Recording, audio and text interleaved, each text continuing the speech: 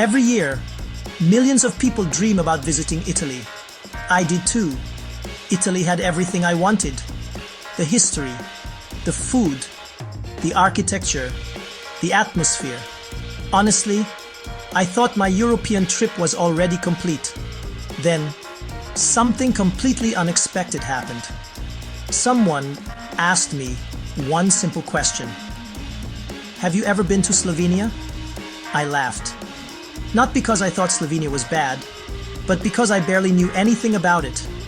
In my mind, it was just one of those tiny countries people drive through on the way to somewhere else. I almost said no. I almost continued my trip exactly as planned. And if I had, I would have missed one of the biggest surprises I've ever experienced in Europe. Today I want to tell you why.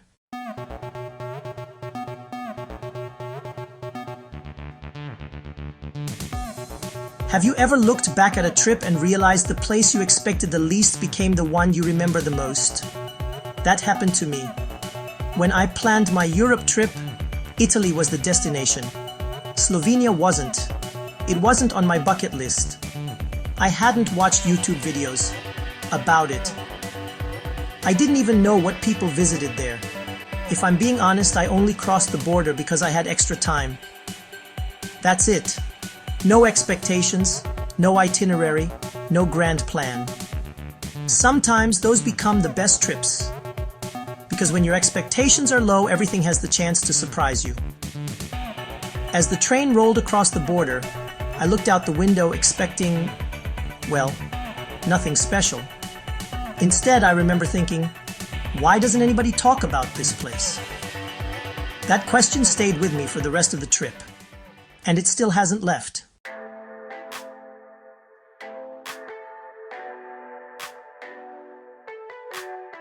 There's something strange about arriving somewhere that nobody has hyped up. There's no pressure. Nobody told me you have to eat here. You have to visit this. You have to take this photo. It felt, well, free. The first thing I noticed wasn't a famous landmark. It wasn't a castle. It wasn't a lake. It was how calm everything felt. Even the air seemed different. Coming from northern Italy, where streets were alive with tourists, buses, restaurants, souvenir shops, Slovenia felt like someone had suddenly turned the volume down. Not empty, not boring, just peaceful. Sometimes travel isn't about finding the busiest place. Sometimes it's about finding somewhere that lets you breathe. That feeling followed me everywhere. The roads, the villages, the cafes. People weren't rushing. Nobody seemed stressed. Even sitting outside with a simple coffee felt different. I wasn't constantly looking at Google Maps. I wasn't trying to beat the crowds. For the first time during my trip, I slowed down. And maybe that's why I started seeing things differently.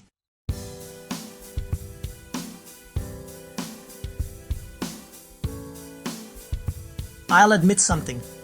When I heard the name Ljubljana, I couldn't even pronounce it properly. I certainly couldn't point to it on a map. So imagine my surprise when I walked into one of the most charming capitals I'd ever seen. The city doesn't scream for your attention. It doesn't need to. There's no Eiffel Tower, no Colosseum, no giant cathedral dominating the skyline. Instead, everything feels, well, human. People walk beside the river. Cyclists quietly pass by. Street musicians play soft music under old bridges. Outdoor cafes spill onto the sidewalks. Nobody seems interested in rushing you. I remember stopping near the river, simply watching life happen. Couples talking, friends laughing over coffee, children chasing pigeons, an old man reading a newspaper. Nothing extraordinary. And somehow, that became one of my favorite memories. Travel isn't always about checking famous landmarks off a list.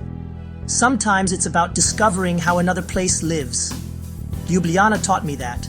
Then I looked up.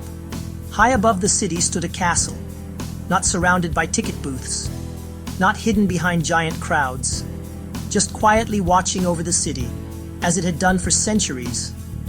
I climbed toward it without really knowing what to expect.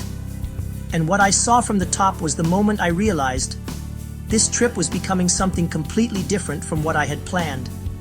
From the castle, I saw something in the distance that everyone had told me not to miss.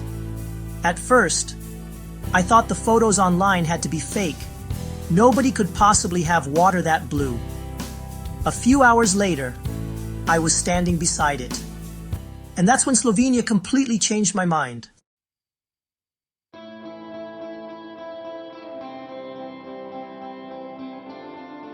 The next morning I woke up early. Really early. Not because someone told me to, but because I wanted to see this place before everyone else did. As the road curved around the mountain, I caught my first glimpse of Lake Bled. I actually stopped walking, not because it was bigger than I imagined, but because it looked, well, impossible. Sometimes, social media exaggerates places. The colors are edited, the skies are replaced, the water is enhanced. I honestly expected that to be true here. It wasn't. If anything, the photographs had actually undersold it. The lake was quieter than I imagined. The mountains felt taller. The air felt cleaner. The only sounds were birds and the gentle splash of wooden boats crossing the water. In the middle of the lake stood a tiny island, and on that island, a church. It looked less like something humans built, and more like something from a fairy tale. I watched one of the traditional boats slowly cross the lake. Nobody rushed. Nobody shouted. Nobody seemed interested in taking the perfect Instagram photo. People simply stood there, looking. Sometimes, travel reminds us that not every beautiful place needs explaining. Some places simply speak for themselves, or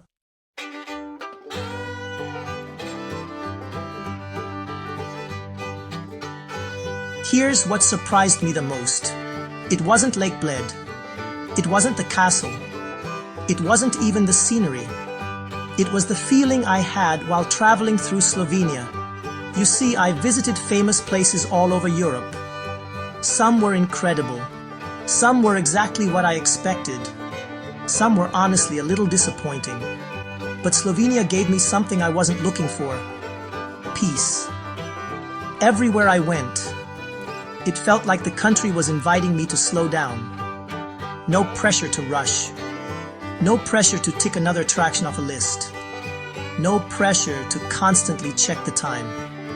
One afternoon I sat beside the lake doing absolutely nothing. No phone, no camera, no plan. Just watching the light change across the mountains.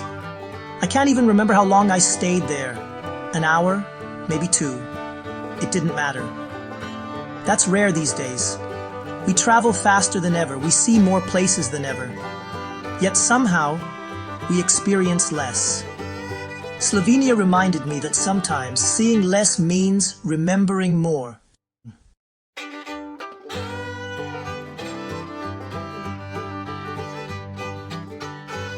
When people think about Europe, they usually imagine the same countries.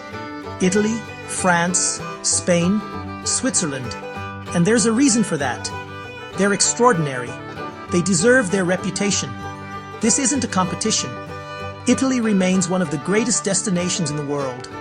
The history, the food, the art. Nothing can replace those experiences. But here's what I realized. Sometimes the places everyone talks about aren't the ones that stay with you the longest. Sometimes it's the place that quietly surprises you. The place you almost skipped. The place with no expectations. The place nobody insisted you visit. Those places have a different kind of magic. Slovenia didn't try to impress me. It didn't need to. It simply allowed me to experience Europe without feeling like I was competing with millions of other tourists. And maybe that's exactly why it became unforgettable.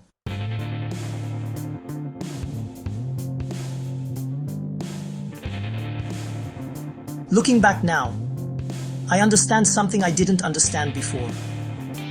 The best trip isn't always the one with the most famous landmarks. Sometimes it's the one that changes the way you travel. Slovenia did that for me. It reminded me that curiosity often leads to the greatest discoveries. That stepping away from the obvious can become the most rewarding decision of all. So if you're planning your next European adventure, don't just follow the crowds. Leave room for the unexpected. Because sometimes the country sitting quietly next to one of the world's most famous destinations becomes the one you never stop talking about. I'm curious now. If someone gave you one free trip tomorrow, would you choose Italy? Or would you take a chance on Slovenia? Tell me honestly in the comments. And don't forget to tell me which country you're watching from. I read every comment, and I love seeing how far our Far and Beyond community reaches around the world. If you enjoyed this journey, subscribe to Far and Beyond. Every week we explore places that challenge expectations and remind us that the world still has incredible surprises waiting to be discovered. Until the next adventure, take care and keep exploring beyond the ordinary.